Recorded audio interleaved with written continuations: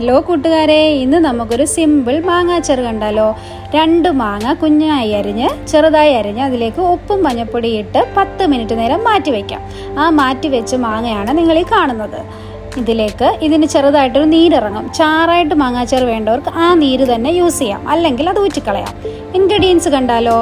മുളക് പൊടി 3 table spoon, കായപ്പൊടി 1 ടീസ്പൂൺ, ഉലുവപ്പൊടി 1 ടീസ്പൂൺ, കടുക് ചതച്ചത് 1 ടീസ്പൂൺ, കറി ലീവ്സ്, ജിഞ്ചർ ഗാർലിക്ക് ക്രഷ് ചെയ്തത്. അതിനുശേഷം ഒരു ഉരുളിയോ ചീനിച്ചട്ടിയോ അടുപ്പത്ത് വയ്ക്കാം. ഈ ഉരുളി നന്നായി ചൂടാകുമ്പോൾ അതിലേക്ക് വെളിച്ചെണ്ണയോ അതല്ലെങ്കിൽ നിങ്ങൾക്ക് നല്ലെണ്ണ അല്ലെ ഒലിവ് ഓയിൽ ഏതായെങ്കിലും യൂസ് ചെയ്യാം. അതിനുശേഷം അതിലേക്ക് കറി ലീവ്സ് ഇടാം. കറി ലീവ്സ് ഇട്ട് കഴിഞ്ഞിട്ട് ഒരു 1/2 ടീസ്പൂൺ കടുക് ഇട്ട് കൊടുക്കാം. കടുക് നന്നായിട്ട് പൊട്ടിക്കഴിയുമ്പോൾ അതിലേക്ക് നമ്മൾ എടുത്തു വെച്ചിരിക്കുന്ന ജിഞ്ചർ ഗാർലിക്ക് ക്രഷ് ചെയ്തത് ഇട്ട് കൊടുക്കാം. നിങ്ങൾക്ക് വേണമെങ്കിൽ അരിഞ്ഞ് വേണമെങ്കിൽ ഇടാം. ഇത് നന്നായിട്ടൊന്ന് വഴണ്ട് വരണം. അതിലേക്ക് കുറച്ചുകൂടെ കറി ലീവ്സ് ഇട്ട് കൊടുക്കാം.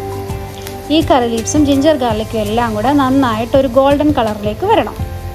ചെറുതായിട്ടൊന്ന് വഴണ്ട് വരണം. ഇത് വഴണ്ട് വന്ന് കഴിയുമ്പോൾ നമ്മൾ നേരത്തെ എടുത്ത് വെച്ചിരിക്കുന്ന ഇൻഗ്രീഡിയൻസ് ഇതിലേക്ക് ഇട്ട് കൊടുക്കാം. കായപ്പൊടി, ഉലുവപ്പൊടി, കടുക് ചതച്ചത് 1 ടീസ്പൂണാണ് കടുക് ചതച്ചത് ഉപയോഗിച്ചേക്കുന്നത്. അതിനുശേഷം മുളക് പൊടി ഇട്ട് കൊടുക്കാം. 3 ടേബിൾ സ്പൂൺ മുളക് പൊടിയാണ് എടുത്തിരിക്കുന്നത്. ഈ 3 ടേബിൾ സ്പൂൺ മുളക് പൊടി ഇതെല്ലാം കൂടി ഇട്ട് നന്നായിട്ടൊന്ന് വഴണ്ടെടുക്കാം.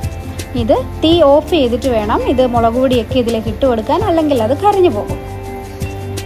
ഞാനിപ്പോൾ തീ ഓഫ് ചെയ്തേക്കാണ്. നന്നായിട്ട് ഈ മുളക് പൊടിയും ഈ ഇൻഗ്രീഡിയൻസ് എല്ലാം ഒന്ന് വഴണ്ട് അതിൻ്റെ പച്ചമണം മാറി വരുമ്പോൾ നമുക്കിതിലേക്ക് നേരത്തെ എടുത്ത് അരിഞ്ഞു വെച്ചിരിക്കുന്ന മാങ്ങ അതിലേക്ക് ഇട്ട് കൊടുക്കാം.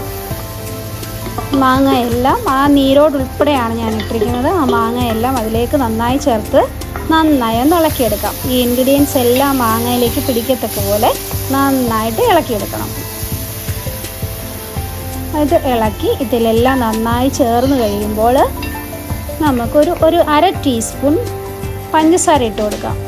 നിങ്ങളിപ്പോൾ കാണും ഒരു പഞ്ചസാര 1/2 ടീസ്പൂൺ പഞ്ചസാര. നിങ്ങൾക്ക് ആവശ്യമുണ്ടെങ്കിൽ ഇത് മധുരവും ഉപ്പും പുളിയും എല്ലാം കൂടെ ഒന്ന് ബാലൻസ് ചെയ്യാൻ വേണ്ടിയാണ് ഈ പഞ്ചസാര ഇട്ട് കൊടുക്കുന്നത്. പഞ്ചസാരയും ഇട്ട് നന്നായിട്ട് ഇളക്കി അതൊന്ന് ചേർത്ത് വയ്ക്കാം.